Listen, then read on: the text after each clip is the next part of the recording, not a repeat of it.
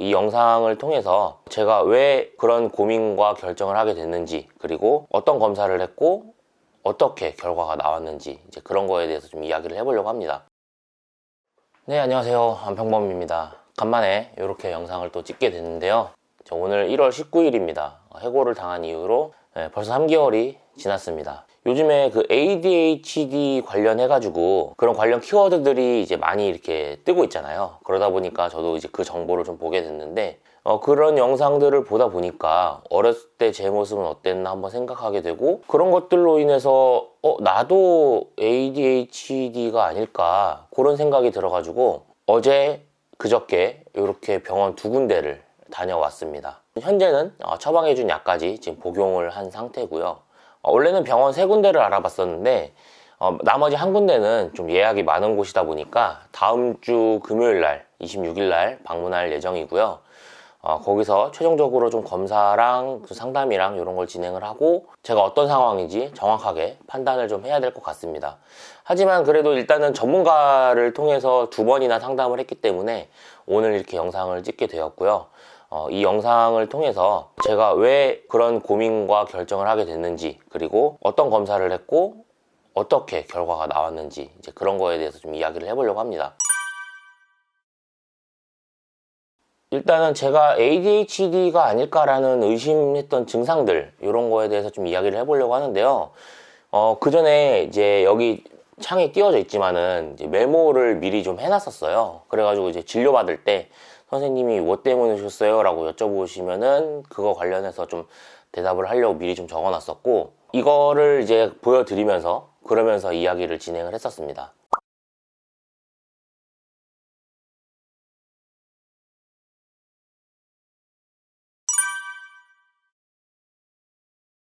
제가 병원에 갔던 이유를 좀 설명을 드리려고 하는데, 제가 10월 달부터 10월 초부터 지금까지 이제 백수 생활을 하면서 그 중간중간에 취업을 좀 알아봐가지고 할 수 있으면 취업도 좀 하고, 제 유튜브나 인스타 같은 이제 그런 개인적인 그런 것도 좀 키우고 싶고 이런 생각을 좀 많이 했었거든요.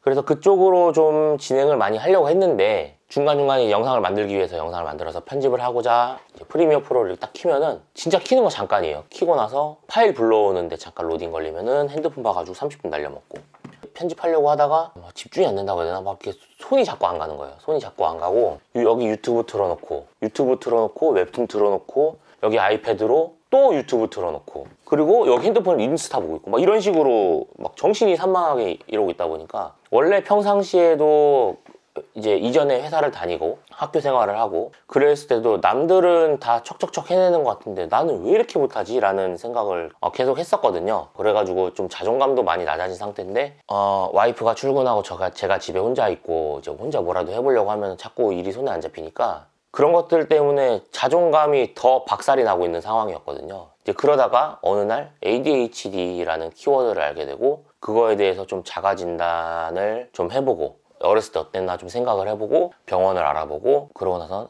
이거는 내가 혼자 해결을 하기보다는 전문가와 상담을 하다 보면은 뭐 집중력 장애가 있습니다, 아니면 중증입니다, 경증입니다, 경증에도 못 미치고 생활습관의 개선이 필요한 정도입니다, 뭐 이런 거를 좀 이제 설명을 해주시지 않을까 이런 생각이 들어가지고, 그래서 이제 병원을 가보자 라는 결심이 서게 됐고요. 그래서 병원을 찾기 시작했습니다. 병원을 어떻게 정했는지 이제 요거에 대해 좀 설명을 드려보자면은, 이 주변에 정신과를 싹 검색을 해봤어요. 제 동네에 있는 정신과, 그리고 옆 동네에 있는 정신과, 버스 타거나 차 타고 교통으로 한 30분 이내에 있는 병원들 중에 가볼 수 있는 곳이 어디인가, 이제 네이버 지도 이런 거 검색하다 보면 나오니까 이제 그런 걸로 좀 찾아봤고요. 그 와중에 그런 게 있더라고요. 네이버 지도를 켜보면은 제가 그냥 정신과 이렇게만 검색을 했거든요. 근데 여기 정신과에 밑에 정신의학과 이렇게 나오고, 근데 저는 여기서 전문의로 필터로 한번 걸렀고, 여기서 이제 집에서 가까운 곳을 좀 이제 선택을 해가지고 병원을 하나 눌러보면은 어떤 진료를 하고 있는지 이런 게 나오거든요. 성인 ADHD 이런 식으로 이제 항목을 적어 놓는 병원이 있습니다. 그럼 이런 병원을 먼저 좀 선택을 했고요. 그리고 이제 세부 상담을 넣어 놓으면은 여기서 이제 무슨 검사를 하는지도 나올 때가 있고, 이제 홈페이지에 들어가서 어떤 내용을 좀 다루는지 이제 이런 거를 우선적으로 찾아봤고요. 그리고 좀 요즘 진짜 잘 돼 있다고 느낀 게 이제 블로그 리뷰나 이런 거는 이제 개인이 좀 돈 받고 쓸 수 있다라는 생각이 들어서 방문자 리뷰를 이제 검색을 했고요. 방문자 리뷰를 이제 이렇게 좀 내려보다 보니 ADHD 관련해서 상담을 받았습니다. 근데 좋았습니다, 나빴습니다, 어떻게 검사를 합니다, 이런 거를 이제 써놓는 분들이 계신단 말이죠. 이제 그런 거를 중점으로 찾아봤습니다. 그래서 이제 첫 번째로 이 주변에 병원이 있는지, 그리고 리뷰가 어떤지, 이 병원에서 진료 항목이 어떻게 되는지 이런 거를 이제 중점으로 봤고요. 제가 후보를 5가지든 10가지든 뽑아놓을 거 아니에요. 뽑아놓은 후보들의 병원들한테 전화를 해봐가지고 지금 제가 이런 상황이고 이런 검사를 하고 싶은데 가능합니까? 비용은 얼마입니까? 물어보고, 그러고 나서 방문을 했습니다. 그래서 제가 5군데 정도 추리고 싶었는데 검사 비용이 5군데를 다 가면 만만치가 않겠더라고요. 그래가지고 일단 3군데로 추리고 좀 상담을 받아보자, 그렇게 생각을 하고 이제 진행을 했고요. 일단 제가 병원을 뽑아본 방법은 이제 이렇습니다. 이렇게 보시면 될 것 같고,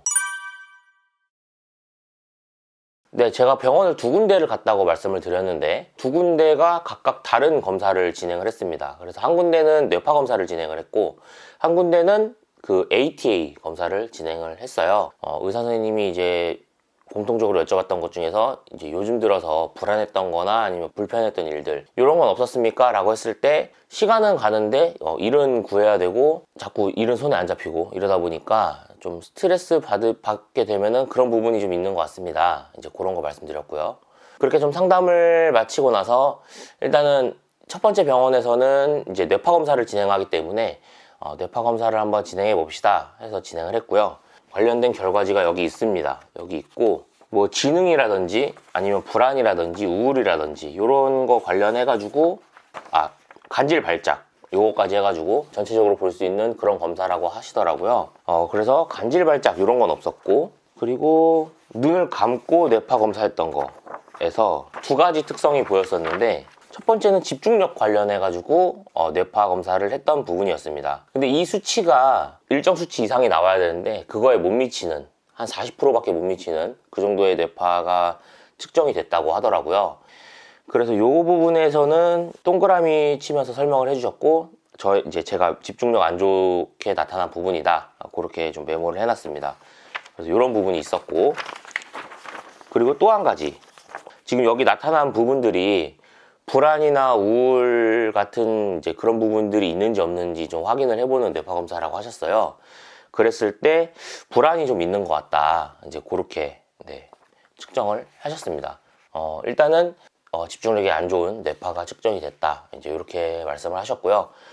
그런 부분에 있어서 어느 정도 그 기준치에서 뭐 조금 떨어진 그 정도가 아니라 좀 많이 떨어졌기 때문에 ADHD라고 판별하거나 뭐 이제 소견을 내리기는 좀 힘들지만 현재 상황에 대해서 약을 복용하는 방법은 필요할 수도 있겠다, 이렇게 판단을 하셨다고 합니다.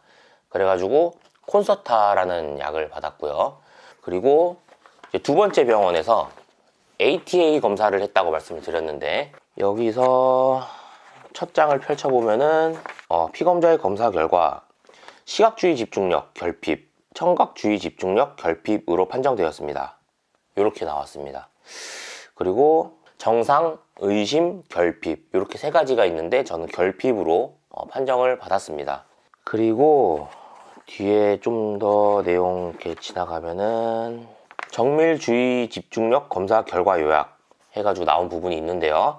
ADHD 지수, 현재 피검자의 ADHD 지수는 시각 124, 청각 114입니다. 그래서 의심 단계로 넘어가는 그 경계 라인이 115였고요. 의심에서 ADHD로 넘어가는 그 경계선이 123이었는데 제가 시각이 124가 나오고 청각이 114가 나왔습니다. 그리고 그 밑에 나온 내용이 피검자의 주의 집중력 연령은 시각 8세, 청각 11세입니다.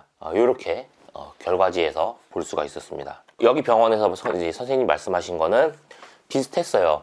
ADHD라고 판별하기는 조금 어렵고 ADHD가 있었다고 하더라도 어렸을 때 검사를 했을 때도 잘 안 나왔을 가능성이 높다. 그리고 현재 상황으로서는 이제 불안이나 초조한 그런 상황이 있을 수도 있고, 평소 생활 습관이 어쨌든 간에 쇼츠, 뭐 릴스 이런 거를 자주 보고 그런 부분에 있어서도 현재 집중력이 많이 떨어진 것처럼 나올 수가 있다. ADHD로 판정을 내리긴 좀 어렵지만 집중력이 많이 떨어졌기 때문에 약을 처방해서 이제 복용을 해보는 방법으로 한번 가봐야 될 것 같다. 그렇게 설명을 해주셨고, 깜빡하고 말씀을 제대로 못 드렸지만 제가 이전 병원에서 약 처방받은 게 있습니다. 그렇게 말씀을 드렸더니 그럼 일단 그 약이라도 먹어보고 상황 좀 지켜본 다음에 약 다 먹고 다음 주쯤에 한번 내원을 다시 해서 상담을 해보시는 게 어떻겠느냐, 그렇게 말씀을 해주셨습니다. 그래가지고 약 처방을 해주셨는데 콘서타 18이라는 약이었습니다. 그래가지고 그거를 지금 이제 오늘 처음 복용을 했고요.